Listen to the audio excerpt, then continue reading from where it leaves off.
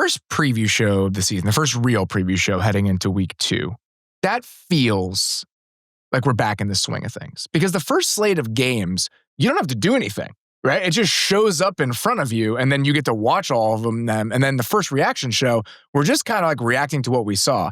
This week, Derrik, you're finally back in the rhythm of it. You're rewatching games, back to the grind. It's not hard. It's a very fun job, but back into the normal routine of how the season goes. And so it was nice and comforting to be rewatching these games over the last couple of days to prepare for this set of conversations. That's the thing. The first preview show is like all of August. Like you spend the entire month doing a preview it's a show. month-long preview show.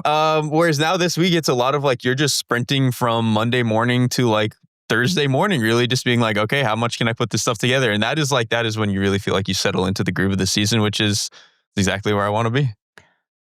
It is very fun, but I missed the jolts of panic that you get. Like you're doing the dishes and you're like, oh, that's another game that I need to go see. Like, more than anything, I don't want to be caught with my pants down, especially in my first season doing this. So like all week, I would just get these reminders like, oh, I haven't watched Steelers Jets again. I got to do that. And it's very fun, but like it was not stressful, but I was just trying to be on top of my game. When in week 1, coming out of week 1, because everyone is interesting, like even the teams that are bad are interesting because they're bad. It was the first glimpse we got of everybody. And so no matter whatever team put on tape.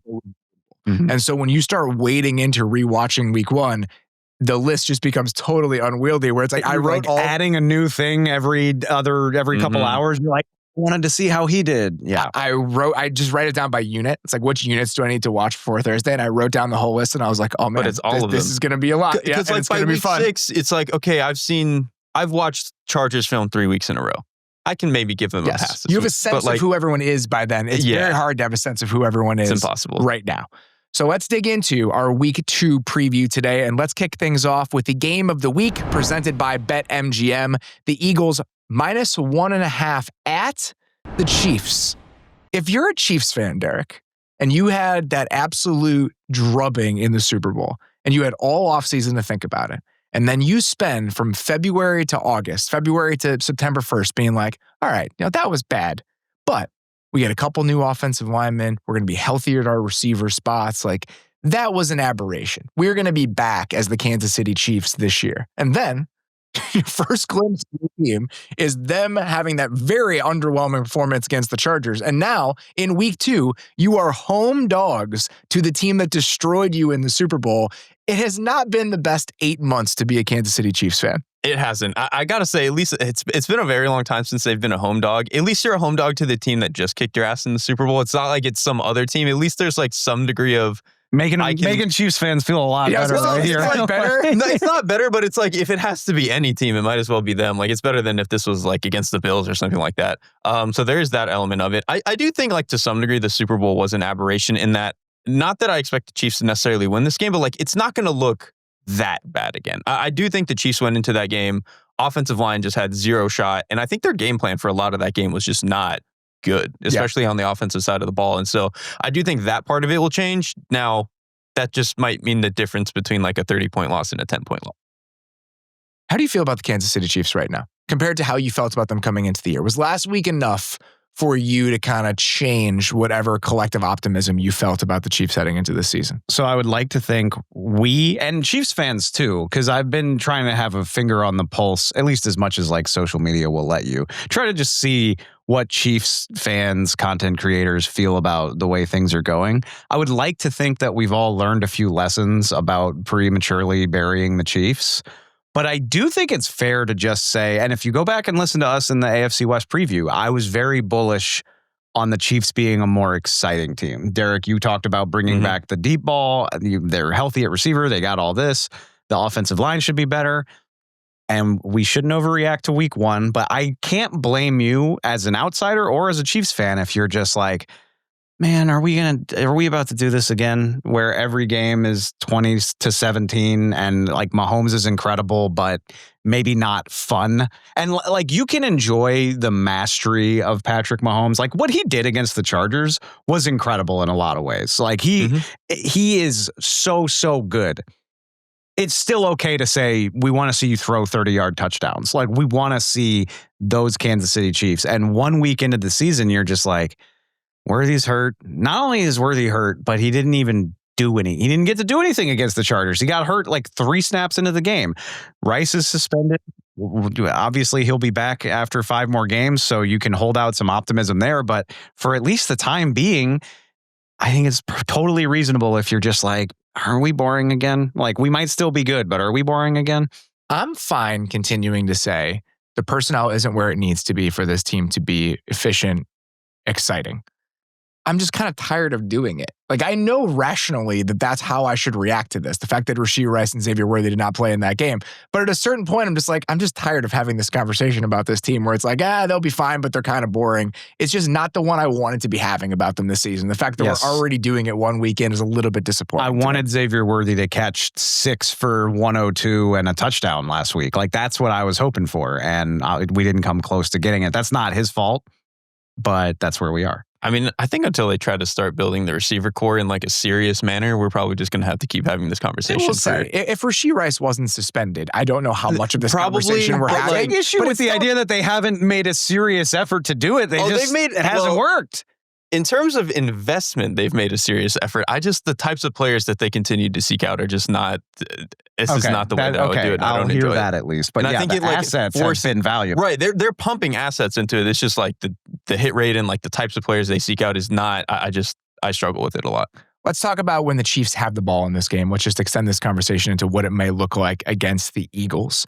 Okay, so obviously last year we have the Eagles just absolutely pantsing the Chiefs in the Super Bowl, playing pretty fascinating game plan, right? Just an absurd amount of quarters, never blitzing the entire game.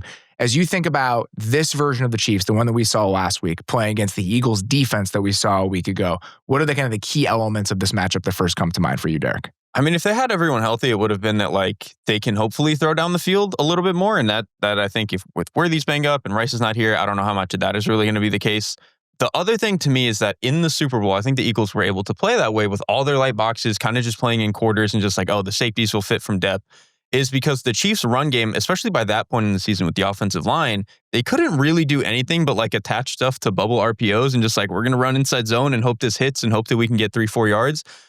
I don't know how good the run game is going to look this week, but I do think over the course of the season, having Simmons, getting Suamataia a little bit more comfortable, I think by the end of the year, the run game is going to look good. I think in this game, you just hope that you have a little more balance and a little bit more threat, especially from like under center. Because I think if they're going to be this light box team, like let's get under center a little bit. Let's try to punch them. And if that only means 2 or 3 explosives, that's 2 or 3 more than you got in the Super Bowl. So I at any point at the end of last year. And so that to me would be a win. At this point, I feel like asking for the Chiefs run game to find anything explosive is tough, a lot to like, ask in this group because it just does not happen very often. No. But I think there's potential for something very different in this game. And I was thinking about that because week 2 is really early for a Super Bowl rematch. Like it kind of just narratively, it's like, we just did this. But then you think about it and it could look completely different. Specifically, the offensive line that gave Patrick Mahomes no shot is very, very different. I mean, you had Joe Thuney playing left tackle in that game. They were completely overwhelmed. And not only does the Chiefs' offensive line look a lot different, so does the Eagles. Yeah. I mean, in my opinion, the guys that wrecked that game are not really there. Like, obviously, Josh Sweat is the headliner, but Milton Williams is also gone. Like, in addition to the Chiefs being better equipped to deal with it, the Eagles, at least so far, don't have the proven horses, particularly on the edge, to make life miserable on the Chiefs. Obviously, Jalen Carter will be back for this game, but the Chiefs handled him. Like Creed Humphrey and Trey Smith give you a leg up in dealing with a Jalen Carter. And it's while you're dealing with him, can you handle the stuff on the edge? In the Super Bowl, it was a very, very firm no. But on paper, at least, I think the Chiefs could be better equipped here. Obviously, Simmons is a huge variable there. How good of a game does he have? But if the offensive line plays well, we know Patrick Mahomes doesn't need superstars catching the ball to do stuff. So if you can give him a chance, you could change the complexion of this game completely. For the most part, I mean, obviously Nolan Smith had a really nice breakout year last year, but other than I forgot Nolan Smith as well. And Nolan Smith is a very good player, but I think that a lot of the other pieces on the Eagles defensive line, they were going to require some young players to step into bigger roles, and we were going to see what that looked like. Moro, Jomo, Jalenx Hunt. removing Jalen Carter from the equation in week 1 is almost like an experiment where it's like, this is what this group looks like without Jalen Carter. And I do think it left a lot to be desired, to the point that the Eagles immediately went out and signed Zadarius Smith like 10 minutes after the game ended. When I look at the Eagles defense from last week and I think about how the Chiefs could potentially attack them, this Eagles defense was one of the best in the entire league last year. I mean, they finished number 1 in defensive DVOA, they had an incredible run throughout the playoffs. But there are a couple key differences with this group that I think are worth paying attention to. So the Eagles last year played with the lightest boxes in the NFL, period. In the Super Bowl, 100% of the Chiefs' runs were into light boxes per next gen, and they still could not run the ball that well. Last week, the Eagles played with slightly heavier boxes, I think in part because they knew they had to, with the changes with their defensive personnel. And the Cowboys were still able to run the ball really efficiently. Per next gen, 59.1% rushing success rate for the Cowboys. And that becomes even more concerning when you think about some of the other details with this. The Eagles want to be a too-high team, and they want to play that way consistently, whether it's against the run, against the pass, it's the Fangio way.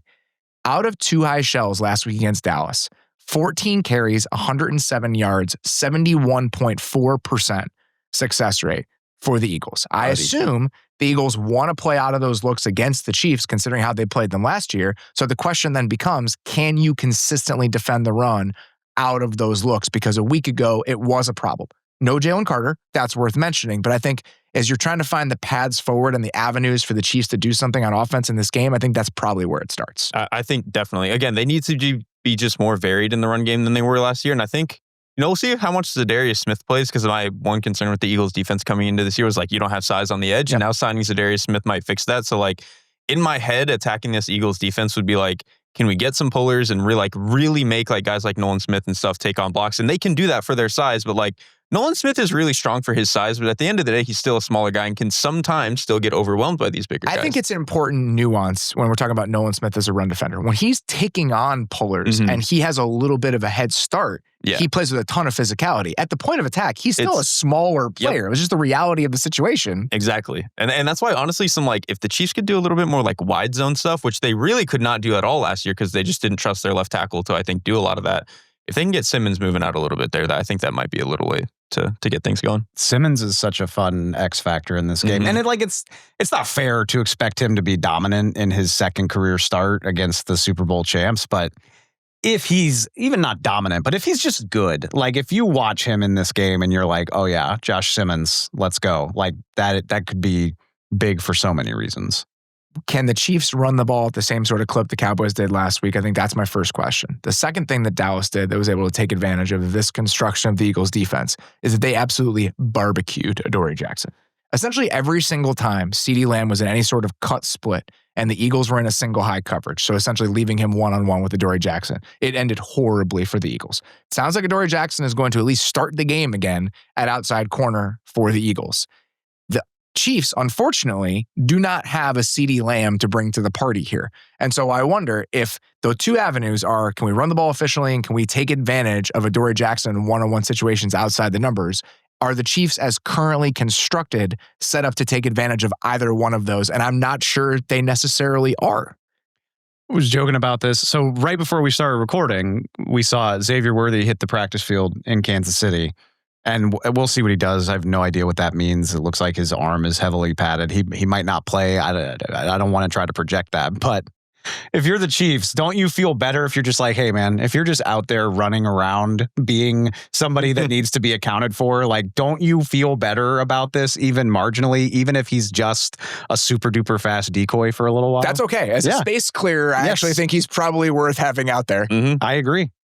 Couple of just Eagles defensive personnel notes I wanted to throw out there from week 1 as we're trying to figure out like what are these teams a week into the season. 91% of the snaps for Jahad Campbell last week. My man. 82% for Andrew Makuba. So Sidney Brown started, but Makuba played a majority of the game. Jordan Davis, 89% of the snaps last week. for the Eagles. That's got to be like the first time in his career. Like even going back to like Can Georgia. you imagine that conversation? Like, remember the game got halted up for like, it felt forever when Jalen Carter got kicked out. Yeah. And the conversation on the sideline is just like, hey, buddy, hey, big guy. We're going to need you today. I hope your conditioning is up to speed. And I wonder, with Jalen Carter back, how much does that go down? Or does Ojomo play less snaps if Jalen Carter's back? So the fact that the fact that Jordan Davis is even capable of playing 89% of Very snaps impressive. in a game, they talked all offseason about how he was in better shape and looked better. And so I do think that's a good sign for the Eagles. So a couple, holes in the armor last week against Dallas. We'll see what that may mean against the Chiefs this week. All right, let's flip to the other side of the ball. The Eagles, didn't necessarily play the flashiest game against Dallas last week. A lot of underneath completions. We said this in the moment. Dallas played 100% zone coverage against the Eagles last week. A lot of very soft zone coverage. And Jalen Hurts, I thought, played about how you'd want him to play in those situations. Took a lot of underneath throws that were there, was really, really good as a scrambler. And the one of those spots where he had a chance to take a shot downfield, it's quarters, it's a double post, it's the type of thing he throws very well, had the monster play in the Super Bowl on a very similar sort of play. It throws the ball on time, accurately, they get the chunk that they need, and collectively the Eagles offense does enough. I wonder, is there anything to be learned from the way that the Cowboys played last week? And do you think that's actually the blueprint defenses should follow if they're trying to limit the explosiveness of this Eagles offense? I think for some teams, yes, because the Cowboys ended up playing a bunch of cover 2, especially like in the red zone, they were playing a lot of cover 2, just like really putting a lid on everything. And even when it wasn't cover 2, whether it was quarters, cover 3, just a lot of deep corners, like you're either going to throw speed outs or you're just not going to throw anything and you're going to scramble. And like sometimes Hurts just doesn't want to do that and didn't trigger on some of that. So I think that was a big part of it. I would say the issue for me is like, that's just not how a Spags defense should play. And I don't think that is how like this safety room is really equipped to play. Like the way that they move a lot of guys around in this Chiefs defense, Spags is kind of treating them like he's got a couple of Tyrann Matthews and Justin Reeds, and he doesn't anymore. Like these guys are a little bit stiffer, they're a little bit slower, they're a little bit younger. And I think that that's been an issue. So I would almost just like go back to a little bit of like the 2020 kind of Spags formula and just throw a bunch of Jalen Hurts, which weirdly enough in the Super Bowl, they didn't do a lot of. And maybe that was my theory there is like, were they just scared of blitzing and they hand the ball off to Barkley and like one guy just kind of messes up a little bit and he's just gone 70 yards. Like I get that, but I think this is a quarterback that you kind of have to blitz. The numbers that are associated with that, I think worth pointing out. According to Next Gen in the Super Bowl, Jalen Hurts finishes 15 of 17 for 185 yards and 2 touchdowns on non-blitzes.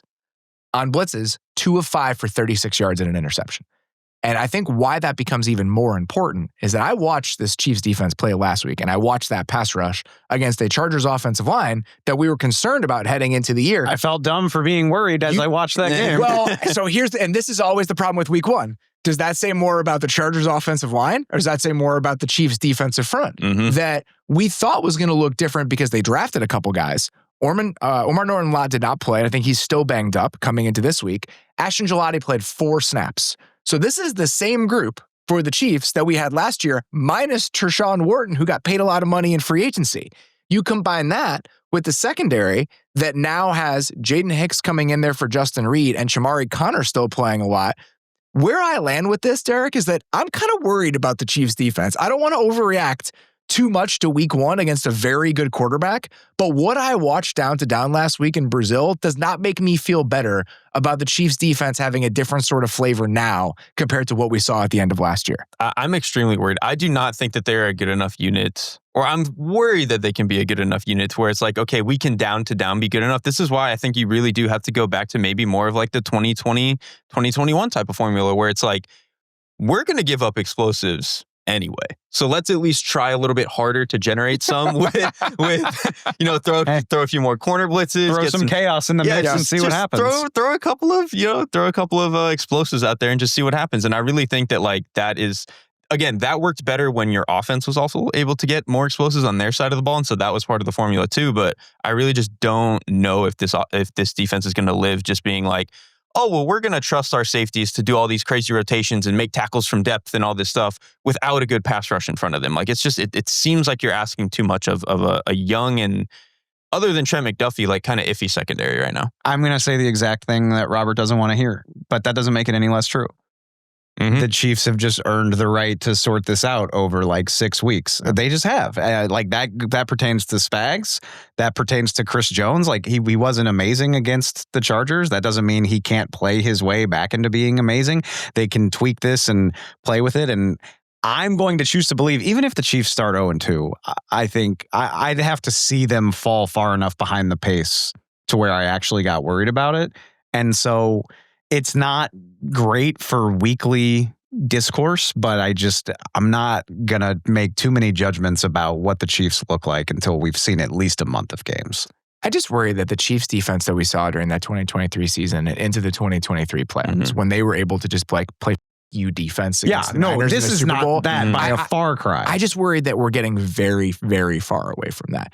And like the idea that Chamari Connor was a problem for them for a good chunk of last year when they wanted to play him in the nickel and they wanted to play in those big nickel looks. And I was wondering, are they going to come into this season and is McDuffie going to go back in there because they signed Christian Fulton in free agency? Yep. They did that a little bit last week, but we still saw a lot of Connor and he struggled. And so I just worry, even if they spend some time tweaking this, are we just at a place where this unit overall just doesn't have enough good players? I kind of think so, because like, doesn't it feel like, remember when like maybe 3 years ago, the defense started to come on a little bit. They were investing a lot. And then it had this cycle of like, because they were investing so much in the defense, the offense started to fall off a little bit. Like the offensive line deteriorated a little bit, left tackle issues, all this other stuff. Now it feels like we're going the other way where they are trying to invest more in the offense. And at the expense of that, the defense is like kind of struggling to retool the way that I think they've wanted to maybe the last year or so. If I was, and we're getting away from previewing the actual Eagles game, but if I'm a Chiefs fan, my hope is probably in a little more than a month, Worthy's healthier and Rice is back from suspension. And my hope is that the offense can be the unit that can pick up a defense that's not what we got used to watching over the last few years. And that it won't come to fruition until October or maybe later. And that is very scary. I think it's less scary for the Chiefs because, again, I got to see them fall far enough below 500 that I'm writing them off before I think it's going to happen. In terms of this Eagles offense, reasons that this week might look a little bit different. I expect A.J. Brown to be much more involved this week than he was last week, in part because I think there'll be more opportunities this week. You mentioned maybe a little bit more blitzing from the Chiefs. The number that jumped out to me, the Cowboys last week, their corners played off 75% of the time in that game against the Eagles. They were giving them anything they wanted underneath. The Chiefs just do not play that way. And they never, like Spags in general at any stop has never played that way. Their corners play press as much as anybody else in the league. So even if it's not a ton of man coverage, I do think there will be more opportunities for A.J. Brown. I think that the run game, though, that's what I'm curious about. The Chiefs' run game defense has been really good over the last couple of years, even as other areas have kind of fallen off a little bit. And last week, Dave, the Eagles' run game did not look very good compared to what we're used to seeing from them. Saquon Barkley, according to Next Gen, 2.9 expected yards per carry in that game. He averaged 3.3, and that was with him making a ton of guys miss in space and getting much more than what was blocked. The Eagles were 27th in the NFL in week 1 in expected yards per carry on running back runs. That is not the Eagles that we have come to know. The funny thing, I thought it looked great in the first half of that game. Like, for the most part, they were getting what they wanted. Hurts scrambling was a big part of that, obviously, but it bogged down in a big way in the second half. And I don't think it should be this way because, like, you have one of the best offensive tackle duos in the league. You just paid Cam Jurgens. You have Saquon, who is an elevating factor himself. But Landon Dickerson hurt himself. Like, he stayed in, but you could see him get hurt like sometime in the third quarter. He was not right for like most of that game. And then he leaves altogether eventually when he realizes it's just not working. And everything, not to take too much credit away from Dallas, but like most of the good happened after that. And I found myself wondering, like, okay, Landon Dickerson and Cam Jurgens can compensate for you having Tyler Steen at right guard. But if you've got two guards that you don't love on either side of your center, this could be a problem. And like I said, it shouldn't be that way. Like, you should be able, and I mean, to be fair to them, they did win the game. Like, they played well enough to win, but it just didn't look good after Dickerson got nicked up. And I wonder if that is sort of a domino effect where as long as he's not right, this just isn't the well-oiled machine we've gotten used to. He's practicing. So like, I would expect he's going to play in this game, but how effective will he be? I think the run defense will be fine. Like, I do not think that's going to be the issue. It's just a matter of like, how many like true 3rd and 8s can we get them in? Yeah. Which I think is a decent chance. And then it's just like, what do you do with them? Because how do you turn up on this? Exactly. Like, again, like you said, the end of 2023, I would have been like, this defense on 3rd and 8, I don't ever want to see it. Like, they're going to destroy whatever offense they're playing against. I think it's a little bit of a mystery box right now with the way these guys are playing. One last note, again, just like what are these teams through 1 week? What's maybe different than we expected? Some stuff with the Eagles offense structurally I found notable in week 1 compared to kind of what we've come to expect from the Eagles offense. So last year, they were in condensed formations at the 26th highest rate in the league. It was about 26% of snaps. In week 1, that was 40% of snaps. It was the 11th highest rate in the NFL. And there were a lot more multi-tight end sets for the Eagles. They were in those sets on 51% of snaps. And so it was a heavier offense and it was a more condensed offense. And why the condensed offense part I think is particularly notable for this week, if you play in condensed sets against the Chiefs, they have no trouble ripping whoever that slot corner is off the edge when you're in those sorts of looks. And so just one small thing to potentially keep an eye on because historically, that's not something we've really talked about with the Eagles. Yeah, and I think like the Chiefs absolutely want that. Like I would not be doing that against them. Like if they could get away with like sending Shamari Connor instead of having him cover as much as possible, I think that at like Spags would be like, we're in a good spot this week. One other bit of news we wanted to hit before talking about some of the other games this week, Derrik, is that it sounds like Brock Purdy, according to Kyle Shanahan, is going to be out for 2 to 5 weeks with some sort of turf toe variant. Gotta love that. That's Gotta a love first. the turf I've never toe heard variants. So it's not turf toe? That sounds so ominous. Like the word variant is typically associated with something far more deadly or like a dangerous. disease. Yeah, than turf toe. Coming into the season, all the optimism around the Niners was reared in. Well, they can't be more hurt than they were last year, right? Like this is a season that has to go better just purely from a luck standpoint than last season did. We're 1 weekend, not even 1 weekend. We're 5 days after the start of the season on Sunday. George Kittle is on IR with a hamstring injury. Juwan Jennings is not practicing because of a shoulder injury. And now the quarterback, who I thought played pretty darn well last year as everything else crumbled around him, is out for 2 to 5 weeks. Not the start you wanted if you're the San Francisco 49ers. It is not the start that you wanted. And like what's so funny about this is one, everyone has made the jokes about like Kyle Shanahan's going to get his chance with Mac Jones now. I think the thing with that is like when they theoretically could have drafted Mac Jones and did end up drafting Trey Lance, that was when they had the super soldiers like at every skill position, like the offensive line was better, all this stuff. Like that was when I think truly you could insert an NPC at quarterback, and they would have been like the 10th best offense in the league. You mean like Jimmy? Yeah, like Jimmy. Like you could do that. NPC is crazy. I mean, NPC, like we're talking about 2 guys that were drafted in the top 40. But I mean, yeah. I think, you're not wrong. It's just kind of mean. He was but you're getting not like wrong. CJ Beathard to throw for like 7.5 yards a pass. Like Nick Mullins, I believe, still leads Mullins. the league in yards per attempt over the last 5 years. They were NPCs. He could do it with anybody. And again, that was when the roster, I think, was a little bit better. Right now, I just like, if George Kittle's not going to play, the offensive line, I think, is probably as bad as it's been in the Kyle Shanahan era. Like I think we had some concerns coming in with like everything from left guard to right guard, except for maybe Pooney, or right tackle, I mean. And then Trent Williams did not play very well in week 1. So if the offensive line is going to be this, and your best skill player and only really like good skill player is Ricky Pearsall, who I think is nice, but like ideally, I think a wide receiver 2 at this stage in his career. It's just, I don't know if a backup quarterback like Mac Jones is going to be able to put up 30 or anything. In fairness to the Niners, the Seahawks front is better than a lot of fronts you're going to be playing over the course of the season, including the team that you're about to play on Sunday. But let's say Purdy misses a month. Just throw it at the high end of that 2 to 5 week range, David. That's the Saints, the Cardinals, the Jags, and the Rams. You'd hope that even with Mac Jones at quarterback, they can beat Spencer Rattler on Sunday. The 3 games after that, I think, are a little bit of a different challenge. And if this team is suddenly like 2-3 at the end of 5 games in what should still be a pretty competitive NFC West, I don't think this is not the start we envisioned for the Niners this year. Anybody. You have them in the wins league. I took them in the wins pool. I said multiple times I thought they were due for a big bounce back, and I'm a little alarmed right now, especially. I just want to shout out Brock for a second. Like I gained a lot of respect for him last year. I just loved the game that he played on Sunday. And that's even with like a really bonkers interception, and the game-winning touchdown was kind of a miracle. But for what Seattle was doing to them for as well as he played, I thought he was fantastic. So it's a huge bummer that he gets hurt immediately after like a really, really impressive game. Solely from a football experiment standpoint, I am interested in seeing what happens with Mac Jones.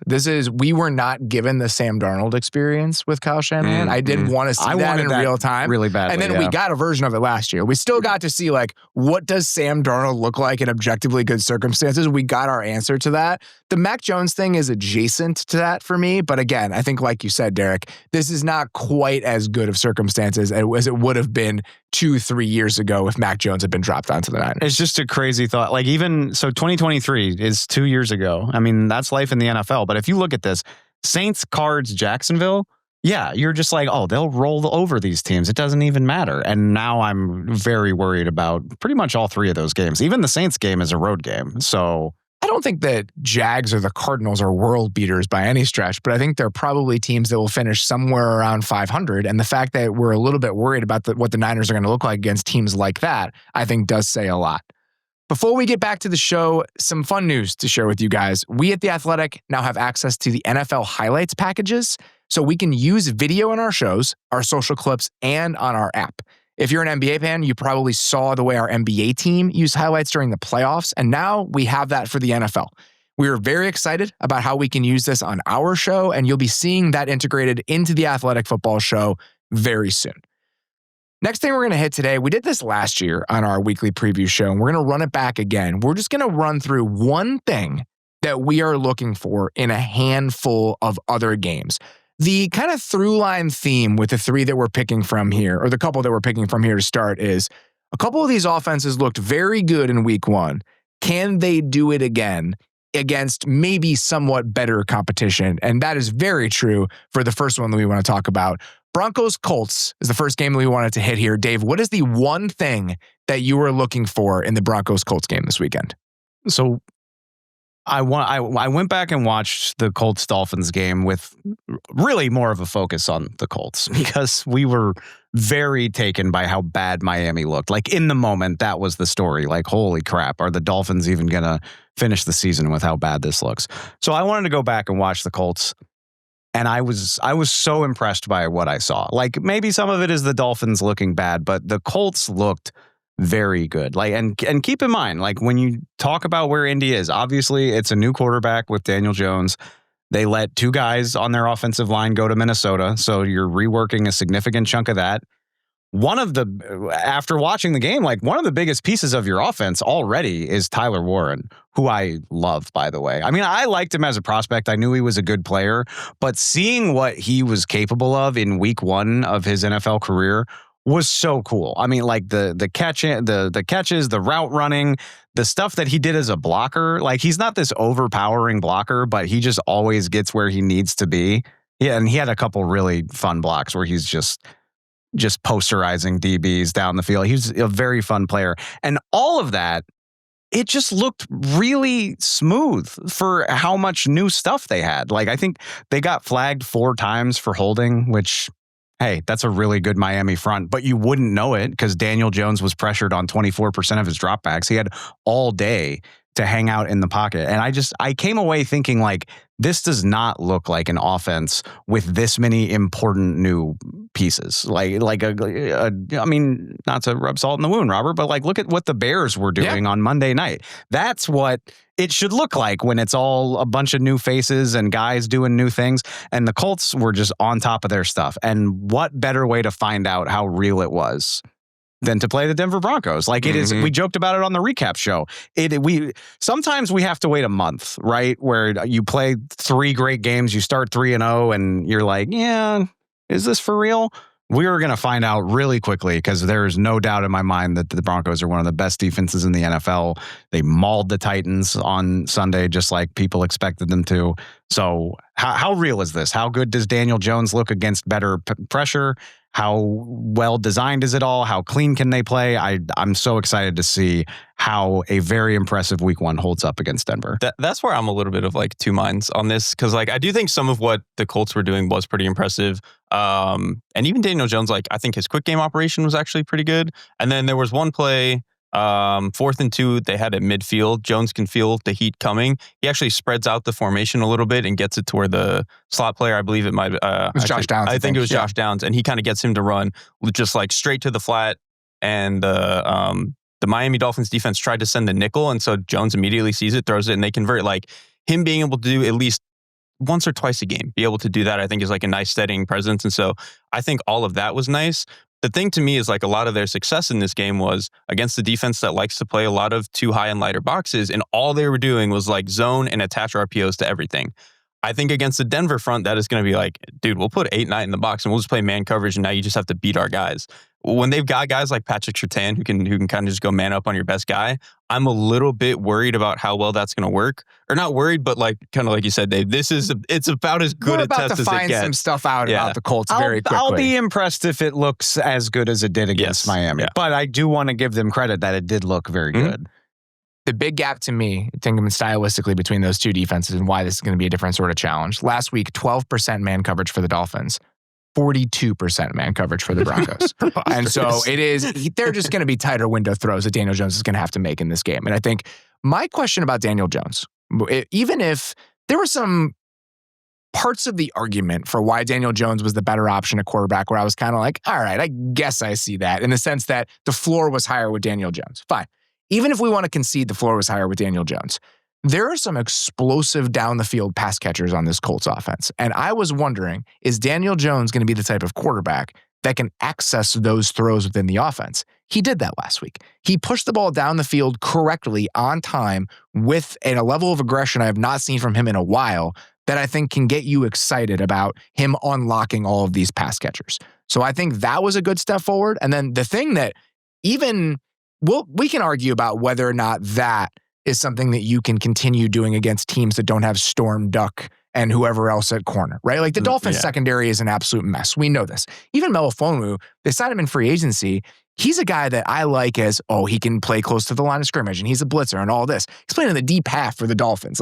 This is a thrown together group. That is not the case with the Broncos. But the Dolphins do have a legit front. The Dolphins have legit dudes with their front.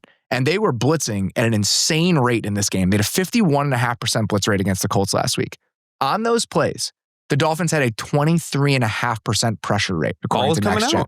The ball was coming out and the protection was fantastic. And that is the one area where I'm like, okay, even if it's the Broncos versus the Dolphins, I do think that the pass protection for the Colts last week leads me to believe they might be okay against Denver, because I thought that Bortolini and even Jonathan Taylor, against all of those pressure looks, they looked incredibly buttoned up and put together in pass protection. So if they can protect the quarterback and at least give him time in this game, we'll see what happens when those windows get a little bit tighter. But I was very encouraged by what I saw from the offensive line. He had that 36-yard dart to Pierce that made us like sit up in our seats. That was the best throw of the weekend. Yeah, that was insane. I would argue it was like his only truly impressive throw in this game. Like just in like high, like there were a couple like deep comebacks where I'm like, that's a nice NFL throw. But that was the only one where I was like, that is a high difficulty, like high leverage throw.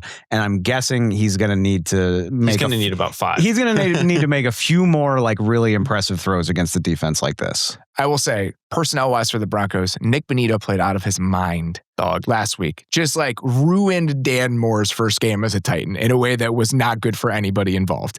And then the other guy that I will point out that I think on the other side of it, if you want to try to pick on somebody, Hufanga in space, I think, he's a really fun player. He's a physical player, but when you're making him play in space, I think there are some limitations. So if I'm the Colts and I'm trying to circle some guys, I think he'd be one of them. And I actually was kind of impressed with some of the things Riley Moss did last week. So he was good again. I don't think there are a lot of weak links on the Broncos defense. I think, can you attack Hufanga in certain situations would probably be the thing I would circle if I were Shane Steichen going into this game.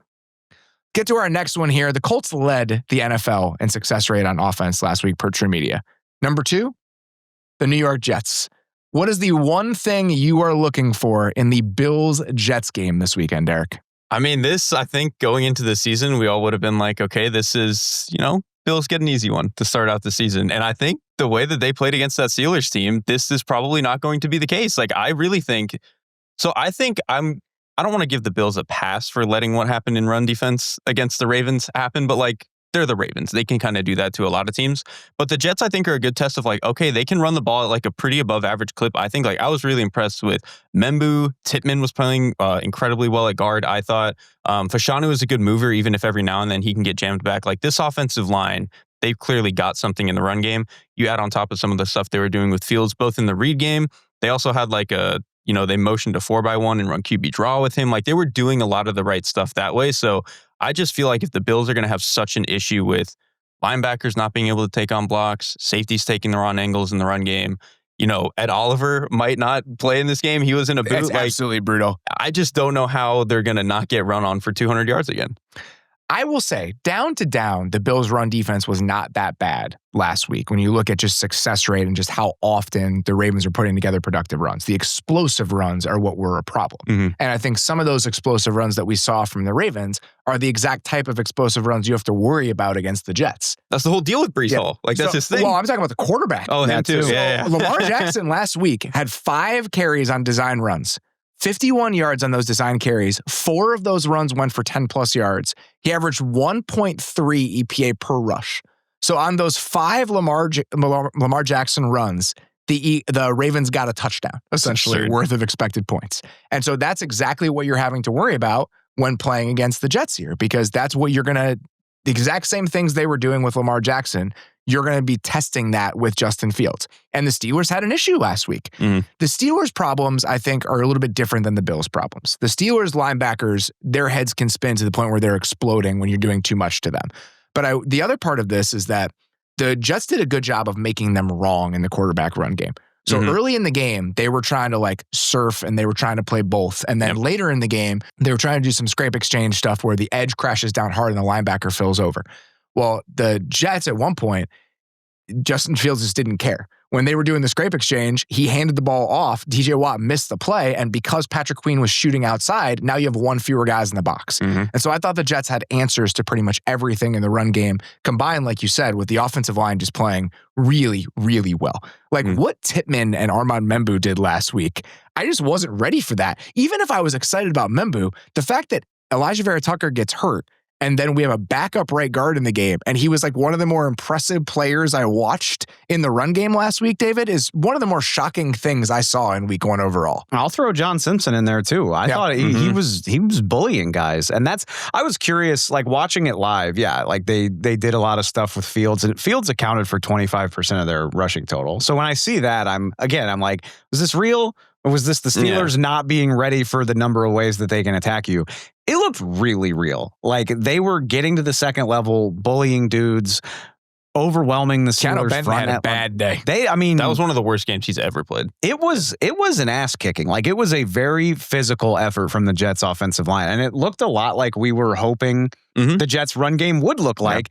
And on top of that, Justin Fields looked as good as I can remember him ever looking as a quarterback too, as a thrower of the football. So I never, and I apologize to my Jets diehards, I never imagined myself being this excited to see the Jets in week 2, but here I am. I didn't either. And like the last 2 things I want to say, one, I do think the run game is a slightly different issue, kind of what you were talking about, Robert. I think the issue with the Steelers is anytime the Jets were in gun, they were just like constantly out leveraged in the box. Like they kept bumping their linebackers out way too far to deal with RPOs and stuff like that. And so just a lot of space there, which I don't think will be as much of an issue for Buffalo. And then the issue for Buffalo is their backers just can't take on blocks. Like they're too small. But like you said, with the Steelers, it's like guys are kind of just, they're guessing, they're gambling and stuff like that. With Buffalo, it won't be that. They will be buttoned up and in the right spot, but just when John Simpson gets to the second level, can he move the guy? When Josh Myers climbs to the second level, can he move the guy? And like, I kind of think they'll be able to.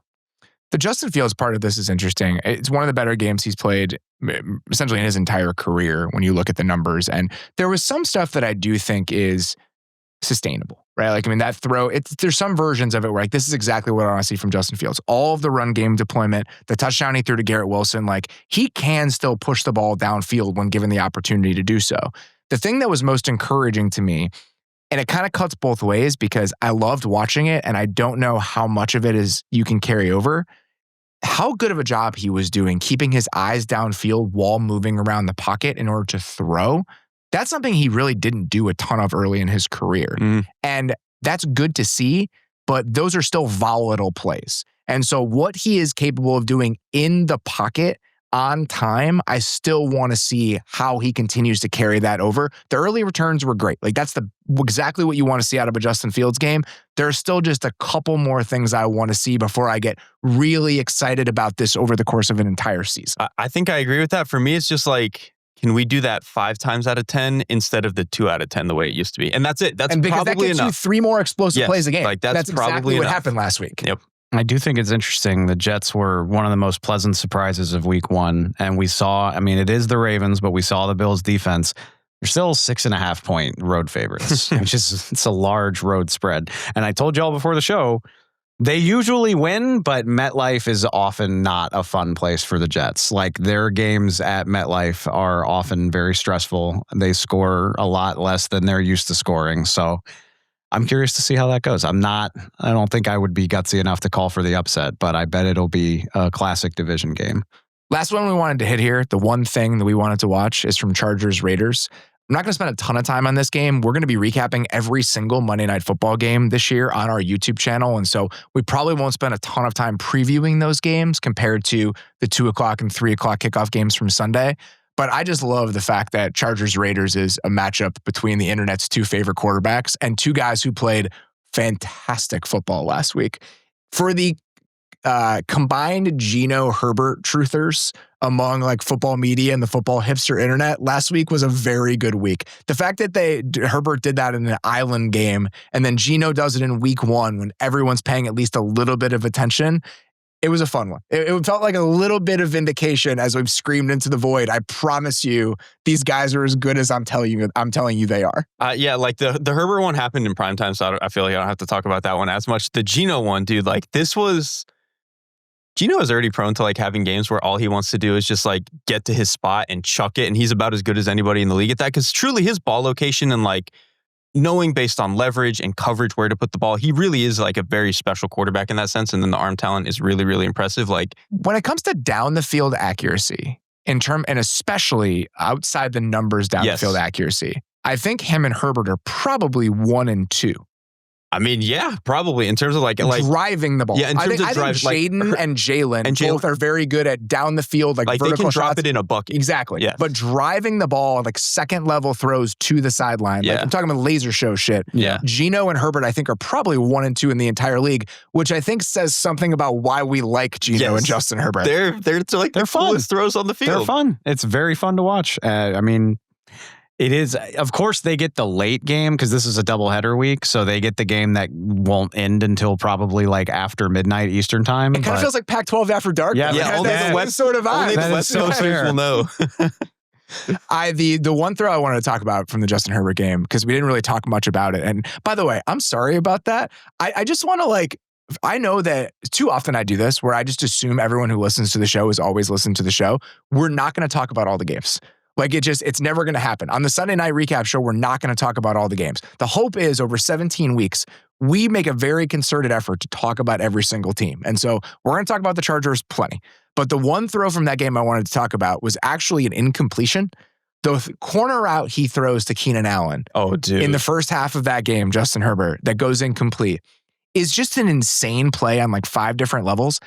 He starts his eyes to the left and comes back to a corner route on the other side of the field. He does not see it come open before he throws the ball. He literally turns to his right in rhythm and throws that ball perfectly to Keenan Allen. It hits him in the hands and he drops it. Like there are so few other quarterbacks. I don't know if any other quarterback in the league is attempting that throw with that timing in that exact sequence in the way that he was moving his eyes. Well, and the corner didn't think so either. You can see the corner playing flat. And he's just like this. He starts to stutter and he starts to go upfield a little bit. He's like, there's no way he's throwing that. So he settles again. And then he realizes, oh shit, no, he's throwing that. And he can't get there because it's, again, no quarterback is willing to test something like that. Funny enough, like the one Geno throw I wanted to talk about was like similar-ish. It was third quarter, 8:40, and he has to slide a little bit to his left in the pocket, and he's flat-footed on his own 12-yard line. Cannot step into this throw. and he just whips a wheel route to Brock Bowers down the right sideline, 30, 40 yards away. And I'm like, it's an incredible catch, too. It's like a twisting catch. It's like, dude, everything about it was like, you just have to be nuts to even try that. This is why people love Geno and Herbert. Yes, like, you can hear the excitement in y'all's voices just talking about them. I had an epiphany on Friday where, like, it's easy to, and I still think he's going to have a big role to play. Don't get me wrong, but it's easy to focus on Amari and Hampton because he's the first round pick and he's like the new different thing. And you kind of look at the pass catchers and you're like, and what's Trey Harris really going to do in year one? You know, he had one catch in his debut. Ladd McConkey was there. Keenan Allen's year 13, and he's not a burner anyway. So it's easy to look at it and be like, what's really different and new and exciting about this? And then during the game, I was like, oh, right, it's still Justin Herbert. Yeah, I kind of wrote off like one of the best throwers of the football in the world. I went through the exact same process, and I will say already, I regret not taking them in the Wins League at the 15th pick. I regret it. I said at the beginning, I'm just going to take the quarterbacks that I like. And for whatever reason, I just I guess it was probably because what they did this offseason just wasn't overly exciting. And it was hard to get excited about it. And then it's like, oh yeah, he had plantar fasciitis coming into last season and then he was hurt. And so the version that we saw of Justin Herbert at his best last year when he was healthy, he was scrambling, he was pushing the ball down the field. That we saw that a lot for a good chunk of last year. That's exactly what we got on Friday. And so I'm excited about watching that all year, even if it's going to come with a little bit of regret. And I just can't wait. I think we should just have a counter during the Monday night game. Like, how many? Yeah, I can fit that in there. Throws do we see combined from those two guys? Do not drink to those. Do not. No, not a drinking game. Not a drinking game. We'll just have a little counter on the side before we do our Monday night recap. Every week, there are a couple games that it takes a real like sickness to get into. It's games that when you look at the schedule, it's just not something that's going to jump out at you. The two teams that we're going to talk about today are fit for like color rush Thursday night football. That's what we're getting into here. So we're calling this Sicko Street every single week. Every week on the Thursday show, we're going to spend some time on Sicko Street talking about a couple units that I assume you're not hearing a lot about in your typical NFL programming. And we're going to start this conversation, Dave, with the Jacksonville Jaguars defense. They're playing the Bengals offense this week. A new defensive coordinator, Anthony Campanile, this year for the Jags. We had no idea what this unit was going to look like. And 1 week in, they had a pretty damn good outing against the Panthers. What were your early impressions from the Jacksonville Jaguars defense? Yeah, this was the game I was willing to be the best game of week one, and it did not deliver at all. It landed with a thud. And a big part of that was the Jags defense, so this is where we concluded when we talked about it in our pre-production meeting. I'll just lead with it because if you watch this game back on defense for Jacksonville, the number one takeaway that I had when it was over, I was like, it's easy to roll your eyes at the decision to sign Eric Murray and Jordan Lewis, who are aging defensive backs to free agent contracts. And we see guys not live up to these deals all the time. And it's the type of deal Jacksonville's done in the past that hasn't aged very well for them. It's one game. They looked really damn good. Like, they looked like guys who were worth their contracts. Jordan Lewis and Eric Murray. I have their stats in front of me somewhere.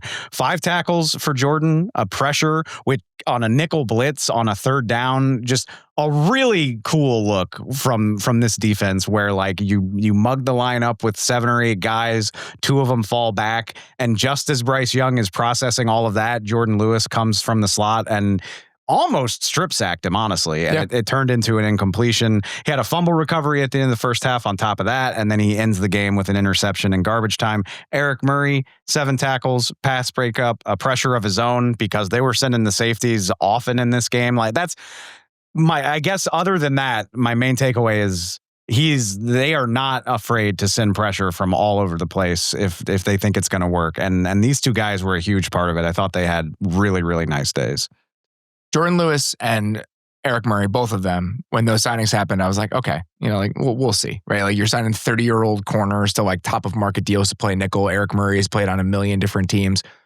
Happy to be wrong about my pessimism about both of those because I totally agree. They were probably 2 of the 4 best players on the field for the Jags last week. I would throw Josh Allen in there, who was an absolute menace the entire game coming off the edge. And I thought Foye Oluokun played well against the run.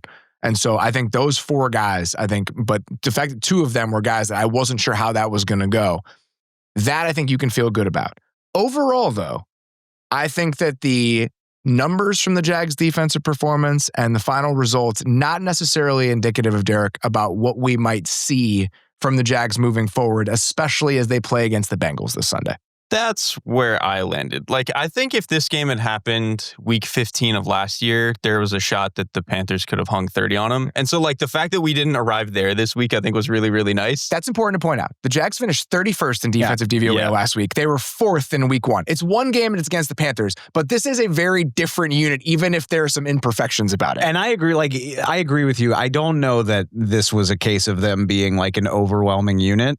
But even if they're a little fraudulent, worst in the NFL to middle of the pack is a hell of an improvement. I think that's my thing is, like, I think they checked the box of, like, okay, they're not a complete disaster. But I do think that this was probably the, like, fakest performance we got from any unit in the entire week. Like, they only allowed 3 points for really most of this game until the Panthers kind of scored what was basically a garbage time touchdown, which you would think feels like a dominant performance. And again, I think they got some great performances. Like, Josh Hines-Allen was phenomenal in this game. Eric Murray was really, really good. Like, he forces that interception. Also smoked Hunter Renfrow on just a seam route. Folded him in half. Took him out. And then even on a 3rd and 6 screen later in the game, he was able to kind of take it out by himself. So he played really well. But I had a couple issues with just, like, I think the defensive line in run defense was kind of all over the place. I thought Devin Lloyd was all over the place in run defense. In pass defense, I thought both of the linebackers were giving up a lot of space, especially underneath, and, like, not relating to routes the way that I think you see from teams like the Chargers, the Eagles, like the really buttoned up kind of pass coverage units. And then I really just thought, like, other than the one play that Tyson Campbell makes on the post route, nobody could really cover Teterow and McMillan. Yeah. And I think when you're going to play the Bengals where you have Jamar Chase and T. Higgins, a little bit of an issue. I think the one-on-one matchups outside the numbers on pass defense is probably the number one thing I would point to. Like, Jerry and Jones got picked on a couple different times by Teterow and McMillan. That looks mildly problematic when Bryce Young is throwing to T-Mac. It's going to look like a real issue when Joe Burrow is throwing to Jamar Chase and T. Higgins. So that's the first thing I would say, is that anytime you can get any sort of one-on-one matchup on the outside, whether it's quarters, cover 3, man, anything, the Bengals have a decided advantage against that like the other outside corner that's not Tyson Campbell. I'll be curious how much Travis Hunter plays in this game, because the idea being that he's going to be used situationally, he's going to be deployed based on the matchup. Is this the type of game where you think, all right, they have T. Higgins and Jamar Chase, do we play Travis Hunter at corner a little bit more? I'm still not sure how I feel about that mindset and plan, but if you're going to approach it that way, this seems like the week where he would play a little bit more. I mean, in theory, and maybe I should give more credit to a guy who was drafted number 2 overall, but I'm kind of like, I hear that and I'm like, you're not going to give him any run against a very manageable offense and then just throw him into the deep end against Jamar Chase and T. Higgins? Like, he's a really good player. I'm not saying he can't do it, but that makes me a little nervous. And, like, for me too, like, I really think Travis Hunter can be a special corner. I've said that a number of times over the course of the offseason. I do think if there's one nit to pick in his game as a corner, he's a little bit on the thinner side, and these bigger, stronger receivers can bully you a little bit. The Bengals receiving core might be the most, like, bully you type of receiving core in the league. They are the transformer receivers. Yes, like, they are huge. Literally. Travis Hunter played 6 snaps last week. He had 1 target and he allowed a 12-yard reception on that target. It was just like a little quick, like, kind of glance slant when he was playing the flat and cover 2. And so I just think it's difficult to be, like, thrown in for a handful of plays at a corner when you're playing as a full-time offensive player. Like, it was always going to be difficult. Like, this idea that you could be situationally used on the defensive side of the ball in coverage, we've never seen it before. And I wonder if there's a reason that we've never seen it before. So if we see him more this week, I think that maybe we'll find out a little bit more about that experiment, but curious to watch that. The last thing I'll say, I'm with you on the run defense specifically. The Panthers ran the ball decently well in this game. And just when you watch the mechanics of it, especially the guys on the edge, I mean, there is some pretty aggressive stuff happening when it comes to crashing inside, hopping outside against certain run looks. And so I do think that there are some creases to be found against this team based on the way they played the run in week 1. Chase Brown is an explosive player. And I wonder, especially if they're trying to get the ball on the perimeter, can the Bengals, who really struggled to run the ball last week efficiently, can they find a couple explosives on the edge against this Jags team the way that they played last week? It's a great point. Like, between Chase Brown having the gear that he has, I think on some of those moments in a way that maybe sometimes the Panthers backs don't have. And then also what I mentioned with the linebackers giving up so much space and coverage, this is like Chase Brown might have like 20 touches for 160 yards or something crazy. I think the Jags defense, the numbers are very good from last week. I think we can poke some holes in how real that necessarily is. Another AFC South defense that I am tempted to kind of believe what they put on tape last week and the trouble that they gave the offense that they played against. The Titans were 8th in defensive DVOA last week against the Broncos, Derrik. And I was pretty encouraged about what we saw from some elements of the Tennessee Titans defense. So let's stick on Sicko Street here. What did you see from Tennessee and Denard Wilson last week that got you excited for what this could potentially look like against the Rams? I'm buying it, man. Like this is, I mean, I've been doing Denard Wilson propaganda for like an entire year now, but like I still have a couple of questions personnel wise. Like, did not think the linebackers played well in this game. The safeties, I think, can be a little bit up and down. The corner 2 spot for a million teams, this is true, but is true for the Titans. Like those are issues. But like when I watched the way that this was put together, they were throwing so much cover 2 at Bo Nix. And specifically them, what I've noticed, the former Ravens guys love dropping the nickel to play cover 2 as like their weird little wrinkle to it. And so they did that a number of times. I think on the McCreary interception. That's exactly what they did on the McCreary interception. And dude, the way that he wheels around, that was one where when we were watching it on the broadcast, I was like, man, Nix is an idiot. Like, you can't make that throw. And then you go back and you watch the film and you're just like, there's no way any quarterback would have expected Roger McCreary to wheel around and go find that. There's nothing wrong with the decision. No, it's like fine. Like, he throws it because he sees the safety drifting backwards to that deep corner. Yep. And so he's throwing the more shallow crossing route coming to the left, and McCreary wheels around and makes that play. I don't think there's anything wrong with the decision Bo Nix made on that play, even though it goes down as an interception in the stat sheet. Yeah, like that was just, when I watched that back, I was like, man, that is McCreary just making a very, very good calculated risk and making an incredible play. But so I would say all that stuff, I think coverage-wise, they do a good job of mixing it up. And then to me, it's just like, the run defense, I think, is serious. Like the backers, I have a little bit of an issue with, but obviously the defensive tackles are phenomenal. And then we talked about it a little bit during the offseason. The fact that they got a little bit bigger on the edge, bringing guys like Jihad Ward. Jihad Ward had a game, man. Like he doesn't do a whole lot for you as a pass rusher, but just in terms of like condensing space on the edge, setting the edge in the run game, giving your backers a chance. Like he did a good job. And so if their formula is, we're going to get you into 2nd and 9, we're going to get you into 3rd and 6. I think that's like a pretty good formula. You saw the vision for why they wanted to get bigger on the edge. Mm-hmm. Jihad Ward, Draymond Jones is that sort of player. Right. And I'm really curious what Femi Oladejo is going to be over the course of his rookie year. He's just a unique player that I think is well suited for the way that the Titans want to play. So he is that big bodied edge that plays with power, right? And so that's all they want him to do as a pass rush is just like, I want you to run through an M. Epper's face. Like, that's exactly what I want you to do every single play. And then he was an off-ball linebacker at UCLA, and they dropped him a ton in this game, and he looks comfortable doing it. And so this was a funky defense that we got in week 1, Dave. We had 35% cover 2 from the Titans in this game, and they got to it in a million different ways. I'm curious, is that something you're trying to do against a young quarterback where you're going to put a lot of bodies in wonky places and make him read that stuff out? Or is that who you want to be? Because if that's who you want to be, Matthew Stafford is a very different sort of challenge when it comes to working through those sorts of looks than a second-year quarterback in Bo Nix is going to be. Well, and I think the theme for the show is we're going to find out. Because like if that's who week 2, we're going to find out. If that's who you want to be, then you're going to be willing to do it. And my hunch is that is more Bo Nix specific, and you don't want to try to fool somebody that's been playing pro football since 2009, I think. I mean, I don't know. That would be my guess. I don't want to completely throw cold water on all of this for y'all, and I can tell how excited you are by it. Pressure? Like, are you not worried about that at all? I mean, Bo Nix had the 2nd lowest pressure rate in the NFL for the week. And Jeffrey Simmons is maybe the most underrated defender in the NFL, certainly the most underrated, like, really good defensive tackle. Where is the rest of the pressure coming from with the Tennessee Titans? That's my only concern. Totally fair question. I think that is worth pointing out. I will say the Broncos offense in pass protection was one of the best units in the league last year. That is a good point as well, but and you look at where to see a little bit more. You look at where Jeffrey Simmons was lining up in that game, and it was actually like a kaiju fight between him and Quinn Miners. If you go back and you watch that tape, the Rams this week, both of those guards are banged up. Mm-hmm. So this might not be the week to worry about it. If we get to a place where Kevin Dotson, Steve Avila or both are not playing in this game, I think that we could see Jeffrey Simmons show up in a way that he couldn't necessarily against arguably the best right guard in the league last week. And I also think like a little bit with Bo Nix, even though he really struggled in that game, a thing that he can do is like, you kind of gotta be disciplined about your rush pass against him because he can get outside of the pocket. With Matthew Stafford, that's just not an issue. You can kind of do a lot of stuff. And so if the guards are going to be able to, or if the guards are going to lose against these defensive tackles, and maybe your edge guys can just be a little bit more aggressive in terms of just crashing the pocket. And like, I don't think Alaric Jackson played well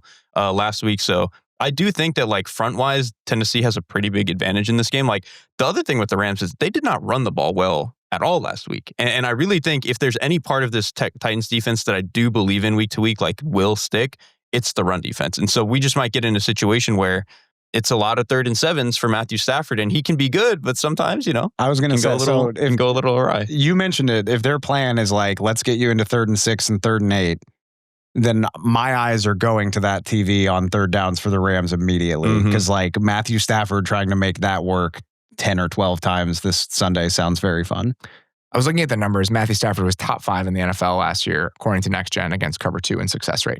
Last year, the problems for the Rams were when teams were challenging them in man coverage. Yeah. And I wonder, are the Titans built to do that necessarily? Because some of what they were doing last week and all the wonky cover 2 variants we were looking at, maybe that's playing against Bo Nix. It also could be we want to hide the corners.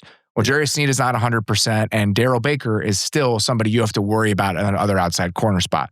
We saw him get smoked by Cortland Sutton on that touchdown. Now it's Devontae Adams and Matthew Stafford. So I think that's a matchup that the Rams could potentially pick on. And the one other thing that the Broncos were not able to tap into much last week, the one thing they were able to hit on a couple different times that I think is worth watching, if you're going to be in all these crazy looks where you have all these droppers and there's all these moving parts on the back end, and there are plays where you literally see it. Like you see like the entire secondary for the Titans shift, and it does create space. The Broncos had a lot of success on screens. 4 of the 5 screens that they threw last week were successful plays. And I think the other was dropped. I think the other was dropped. And so then the Rams did throw 3 screens last week. And so I do think screens are one way against a defense like this that wants to have all these moving parts. Is that something that the Rams can hit a couple different times? Just something to keep in mind as you watch this one. We're going to return here to a segment that we've done essentially since the conception of this Thursday preview show. We call it Under the Hood. Just a deep dive look into one specific unit that either has been better than we thought, worse than we thought, or in this case, Dave, just new and interesting. We spent so much time this offseason talking about whether J.J. McCarthy was going to be good enough to justify every other part of the Vikings team building plan, aspirations this year. It would have felt silly after all that to not even talk about J.J. McCarthy at all coming into week 2. So we wanted to go under the hood and talk about the Vikings offense with J.J. McCarthy. You guys talked about this on Monday night, but with a couple days to sleep on it, be able to rewatch the game, what were your main takeaways from what you saw from J.J. McCarthy and the Vikings offense? If you want me to be really honest, obvious takeaway, but well, number one, and we talked about this in the recap, Derrik, but they were so much better at running the ball in the second half. And particularly Jordan Mason, no offense to Aaron Jones, but I'm trying to finagle those snaps whatever way I can to make sure he's the guy doing most of like the work between the tackles, because it just looked so much different in my opinion. And then the other one, it's really obvious, but you guys realize 4 of the 5 pressures that were attributed to the Vikings offensive line, because a couple pressures and a sack were attributed to J.J. McCarthy, understandably so, playing his first NFL game on the road. All of the rest of it was Justin Skule, who had a rough night replacing Christian Darrisaw. That's completely reasonable. That is normal. When you don't have your star left tackle, the guy that steps in for him often is going to struggle. But looking back at it, I was like, man, if this is where they got to over the course of the night, and JJ made a couple really nice plays in the second half with his arm and with his legs, and you got the run game going, if Christian Darrisaw plugs back in there, and it sounds like there's at least hope that he could be available Sunday night, that's a really encouraging place to be. If you replace the very obvious weak link in your offense with a potentially all-pro caliber player. Yeah, I thought Dayo Odangbo looked like Lawrence Taylor for a lot of this game because of that. Like, but you make a good point. Like, if they're gonna have JJ McCarthy, to me, I think like going back and watching the film, the first half was like the actual mistakes that he's making were not as bad maybe as they felt on the broadcast, but also he clearly was like things were fast for him. He was not getting the ball out on time. He was clearly having issues getting in the play call for whatever reason. Again, you're on the road against Dennis Allen. That's pretty hard to do. And so he clearly, I think things were a little bit too fast for him. Once they settled down a little bit, he made, again, what's funny is I don't think the bad was quite as bad as it felt during the broadcast, but then the good towards the end, I was just like, this is a lot of like Bears players making mistakes or just like okay plays. Like there really wasn't. Like he made like 3 plays. The one that really did stick out to me was the one where he like they play action and he rips it to the left sideline to Justin Jefferson. That was like what made Sam Darnold work in this offense last year is like you are going to stand in there and you're going to take someone's face mask to your chest and you're going to make this throw. And he did it. And that was like one of the best throws of the night. I will stand up for the Vikings as a team that I want to see proof of concept. And by the way, one quarter of football does not get me there. I'm not ready to make judgments on the Vikings, but that's the idea, right? Like the idea is that JJ McCarthy just needs to be capable of making a handful of plays a week and otherwise not ruining it for you, which ironically he did both in this game. Yeah, like right. It looked like it was going to be ruined in the first half and then he made a handful of plays in the fourth quarter. But if he can do that, maybe space it out over a whole game instead of all in one quarter and see where it gets you. And that was my main takeaway from this game. I agree with you. In the first 3 quarters, like the numbers aren't very good. I think they were 0 for on third down for most of this game, like going into the fourth quarter. I think a lot of people are going to look at that and the pick 6 and be like, oh man, JJ McCarthy was horrible for most of this game. I don't really think he was very bad for most of this game. The pick 6 is obviously an awful play. The first 2 third downs they don't get, he just gets fooled by really good defensive play calls. And that first one, remember, I saw a clip of Peyton Manning talking about it, and I was talking about it in real time sitting in the stands. It's like, he thinks it's man coverage based on what they do with the motion. Drop out in his zone, he gets fooled in real time. That happens. He's a quarterback making his first NFL start. Same sort of thing happened on the next third down. Third down after that, it's a 3rd and 8. Throws a little bit low for Justin Jefferson. One ball he can absolutely catch. Had a bunch of balls batted down in this game. Had a completion to Justin Jefferson on 3rd and 5, 1 yard short of the sticks. That I think is the right read in that moment. He's maybe a tick late to Adam Thielen on another third down, but it's a ball Thielen should catch for a first down. So I didn't really think he played that poorly. I think that the argument for the Vikings this year, like Dave alluded to, it was that we just do not need him to do a lot because we've got everything else humming. Well, everything else wasn't humming for the first 3 quarters. The pass protection wasn't good, in large part because your backup left tackle's in there. They couldn't run the ball with any sort of consistency. First 3 quarters of that game, according to NextGen, 23% rushing success rate. They were 30th in EPA per carry in the first 3 quarters of the game. They were 5th in the fourth quarter. And I think a lot of that was a lot of zone runs for most of the game. They tapped into some of the gap scheme runs later. They had the same run that they hit twice for huge chunk gains. And so I think that was kind of my biggest takeaway is that it took Kevin O'Connell to get ramped up, some time to get ramped up in this game. He hits a couple of those, and then him getting Justin Jefferson on the move for a couple of those completions later in the game. You have the Aaron Jones beautifully called little stutter go touchdown. And right before that, I want to say, or it might have been right before the JJ keeper touchdown, I can't remember, they call a very well-timed screen to Justin Jefferson on the right side. So I just don't think the supporting cast or the play caller had the sort of games that we're used to seeing from them for the first 3 quarters. They locked in the fourth quarter, and the quarterback made the 2 or 3 plays that you need him to make. They made good on the promise in the fourth quarter in ways they didn't for the first 3 quarters. And that raises an interesting point for me too. And I was the one that I am excited to see what they'll look like with Christian Darrisaw at left tackle. I'm not trying to relitigate. And Jordan Addison, by the way. And that's what I was going to say. And you'll see Vikings fans talking about that as like, hey, we don't have wide receiver 2. We don't have left tackle 1. And that's all true. And I'm excited what it can look like when they're back. But to go back to the seat at the table argument that we got so much feedback on, what do you think your team's going to look like in January? Like injury luck plays into who wins the Super Bowl so much. But it's a good bet that you will have at least one hand or something tied behind your back when you get to the postseason. We see that with teams all the time. And is JJ McCarthy at a place where he can win big games when things aren't perfect. I mean, it did ironically work out against the Bears in week 1. But I think when I think about the Vikings, that is what holds me back, is like the quarterback probably won't have a perfect ecosystem for 20 weeks. Like, that's not realistic. I think a perfect ecosystem and missing your Pro Bowl left tackle are two different things, though. I think if any team's Pro Bowl left tackle got hurt in like week 10 and was out for the year, you probably wouldn't think they could win the Super Bowl, but that's not the situation. I mean, the Minnesota Vikings won 14 games last year and almost won the division and had home field advantage. And Robinson was a real problem as they got into the playoffs. Well, that is, but that is what holds me back when I think about like whether I think this team could actually win the Super Bowl with a first-year starter at quarterback. Understandable. I will say what doesn't hold me back is what the defense looked like over the course of that game. We'll talk more about that later on, but what they looked like up front is, and even on the back end, like this is going to be a terrifying group yet again. Couple just notes about the Vikings offense just to keep in mind when we think about the differences with this group and kind of how they're approaching things with JJ McCarthy that I wanted to hit on before we moved on. 25 called runs versus 25 called passes in this game. Legitimately split 50-50. That is not the way the Vikings have operated. In a close game, they were trailing for a lot of. And they were trailing for a lot of this game. Even went down a touchdown in the fourth quarter. They're still running the ball, in part because I think they thought they could, but just something to keep in mind.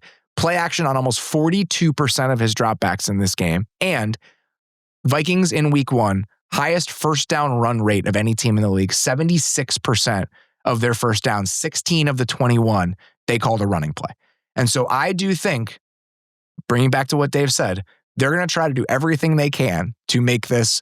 We have 5 plays a game that we need him to make. And on Monday, he was able to make those 5 plays. Last thing we're going to talk about today, we're going to finish off every preview show with this simple question. We did this last year. We're going to run it back. What do you want to know by the end of week 2? Dave, it's your first one. You're going to start us off. What do you want to know by the end of week 2 in the NFL? I want to know what the Bucs offensive line is going to look like against one of the best units they'll face all year. They play Houston on Monday night. And fittingly, my original question was, is the Bucs offensive line going to be a problem without Tristan Wirfs? He could play. Todd Bowles said on Thursday that they are going to keep an eye on him this week. They're not ruling him out. That has to be tremendously exciting if you're a Bucs fan, but also if you're Baker Mayfield, because I'm sure he would feel so much better about this matchup if Tristan Wirfs was available, even if it's not 100% of Tristan Wirfs. That's got to make you feel so much better, because we saw the Bucs won. The Bucs looked good at times without Tristan Wirfs in the lineup, but you'd much rather have that than what they wound up doing, which was shuffling the entire offensive line. Yeah, you get better at like 3 positions if you move them back everyone to left goes tackle. back to where they need to be. I want to make sure we say this. And we mentioned that they shuffled their line on the recap show. Graham Barton moving out to left tackle. And I know he played there at Duke, but he even made the joke about it after the game where he's like, guess what? The ACC is not the NFL.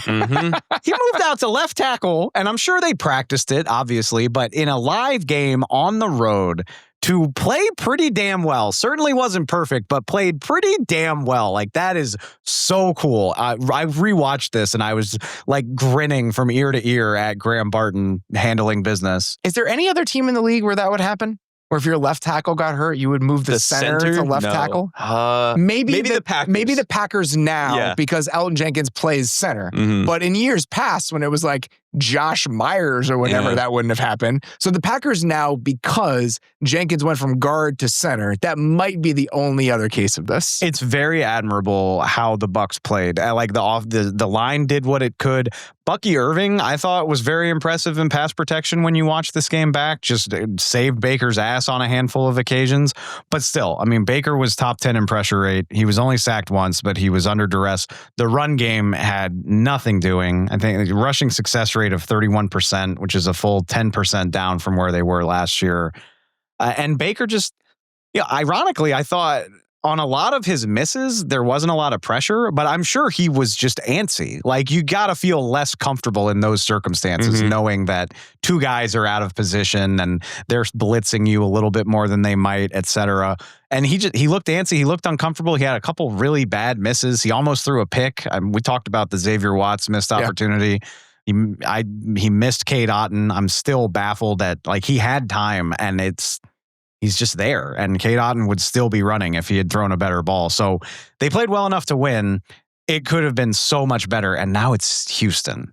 Now it's Anderson and Hunter and everything else that comes with that. And I hope it would be fun if Tristan Wirfs is available. But what I want to know is, what does that look like? And it's a little bit easier a question to answer if Wirfs is in there. But if not, they're going to have their work cut out for them. Derrik, what do you want to know by the end of week 2? Mine is very simple, and we talked about this a little bit on our hangover show earlier this week. The Cardinals front, for a team that, one, I'm still iffy about all the additions they made up front, and then also likes to play a lot of dime, they have to go face the Panthers run game. Now, the Panthers offense didn't look great overall, but the fact that this is where you landed is just like, there's no saving you. It's perfect. There's no saving you. If the Cardinals are going to be a serious team, they need to be able to defend the run. And this is a good test to do it. And like the way that Damian Lewis was playing against the Jaguars, he was just beating the bricks out of everybody in front of him. And I think if he can do, and the rest of the line played pretty well too, but like if he can do that again against this front, again against the front that likes to play pretty light, I'm going to be worried about the way that Arizona has this thing put together. I joke, but it's a worthwhile question considering a lot of the conversation we were having about the Cardinals defense coming into this game and the fact that they had relative struggles against the Saints against the run last week, right? It wasn't a disaster, but it's a Saints team that I don't think their offense is scaring anybody. And I think they looked a lot more competent against that Cardinals defense than you'd expect considering some of the preseason expectations for the Cardinals defense. They were a top 10 unit by preseason DVOA and some of the preseason expectations for the Saints offense. Mine is also pretty simple in framing, not in like the layers and kind of the complexities that come with it. How scared should I be about the Bears offense? That's what I want to know by the end of week 2. Is this a week 1 thing against Brian Flores? I can feel that question just reverberating through the streets of Chicago. Everywhere I go. True story. On Tuesday, I get up, working from home for the morning. The UPS guy comes and he drops off a package and he's like, we need to talk about what happened last night. He's like, should I be really worried about what happened? And so like literally the mailman is asking me about how worried he should be about the Bears. That's where we are as a town. Going back and rewatching it, I don't think we have to dig too much into it. I wanted to just talk about it a little bit because I haven't had the chance to because you guys did the recap show. Obviously, it's a disaster on a couple different levels offensively. I don't necessarily think just the quarterback. The run game to me was the most troubling part of this. They were the worst in the league. And they had a 17% rushing success rate per next gen on running back runs. You're playing against a team that was one of the best run defenses in the league last year and is arguably better up front this year. I'm hoping this is a 1-week aberration, but the run game, the way that Dahlman played, I think was really concerning considering how much money you gave him in free agency. The way that Jonah Jackson played, I thought was really concerning. I mean, part of the argument for this offense is that the interior and the offensive line overall was going to be better this year than it's been over the last couple of years. You used resources to fix this, and it was not fixed last week. The Caleb part of it, I thought that he did a really good job off schedule on Monday, which some people be like, well, that's kind of what he does. That wasn't necessarily the case all the time last year. He took 60 sacks last year. And so the fact that he didn't take a bunch of sacks last week, I do think is a good thing. Some of the misses, here's what I'll say. I'm more worried that the offense looks sloppy than I am about something being truly wrong with the quarterback. I'm open to the idea that there's something truly wrong with him, but the 2 plays that I'm thinking about, the 2 DJ Moore misses, the one to the corner and then the one over the middle of the field. I don't know what's supposed to happen on those plays. Whether DJ Moore is supposed to actually run a corner route on that miss that Caleb has to the outside, and then the one he misses to DJ Moore coming over the middle of the field, DJ Moore takes it up the field rather than flattening it out. I don't know what he's supposed to do on that play. I know the timing overall of the offense is not there. Who I'm supposed to blame, I don't necessarily know. If it continues at this pace, I am comfortable blaming the quarterback. I'm not all the way there yet. I'm not like totally freaking out. And so I want to see this week, over the next couple weeks, how scared should I be about the Bears quarterback and the Bears offense? That's what I want to know by the end of week 2. I think that's a really good way to put it. Because like the fourth, I think it was the 4th down he misses to Moore, right? Was it on the 4th and 3? Yeah, the 4th and 3. Over the middle of the field. 3, yes. And that was good too, because you can see the safety. He has inside leverage and he's playing flat-footed. He wants to drive on this ball. And so probably if he's driving, maybe the receiver should flatten out a little bit. You don't know. I think that was a play though where the biggest issue I had with Caleb in this game is that it seems like he's just a little bit like tense and doesn't want to like trigger at the right time, or like he'll trigger a little bit too early. Like on that one, it felt like he was so antsy to throw it. And then there were a couple where they actually did like, I think there was a play like right before the half where they do like a yo-yo motion and get the guy running free in the flat. And he like waits another beat to throw it. And it's like, you know it's open. Like, just throw it. And so there were a couple of moments like that, but I don't know. I thought his pocket movement was good. He looked as fast as he ever has. And then he had like 3 throws that were like, holy shit. And so I think we were never going to I don't want to live with those, though. I don't want to. It's the Kyler Murray thing. I don't want to subsist on those. I'm not trying to excuse the way that he played. I'm worried about the way that he played. Did you think you would have an answer? The offense overall. Did you think you would have an answer on this by week 5? No. Okay, but I hoped it would look better than this when it comes to how comfortable he looked, how on time he was playing, and again, some of the down the field accuracy things. And maybe those aren't necessarily all on him. I will say I want the offense to feel more cohesive, and I want everyone to feel like they're playing on the same timing in the way that they were not on Monday. Fair. Whether that's on the quarterback, whether that's on the receivers, whether that's on the coaching staff, there are a lot of pre-snap penalties, just so many different issues. Things need to be cleaned up, period. And so I want to know by the end of this week, how worried should I be about those things getting cleaned up? That game is so unique. Like, watching it back even gave me like an existential crisis, because you see things and you're like, oh, it's not that bad. And then like 2 snaps later, you're like, it's pretty bad. Or like, where do I assign blame for this? And like, part of me wants to hand wave away some of the misses. And then part of me is like, but why? Like, why does that happen in this spot? If they continue to happen, it's going to be harder to hand wave them away. And I think that's kind of where I land with all of it. All right. That is all we've got for today. If you guys have not checked out our Thursday Night Football recap on the Athletic Football Show YouTube channel, highly encourage you to do that.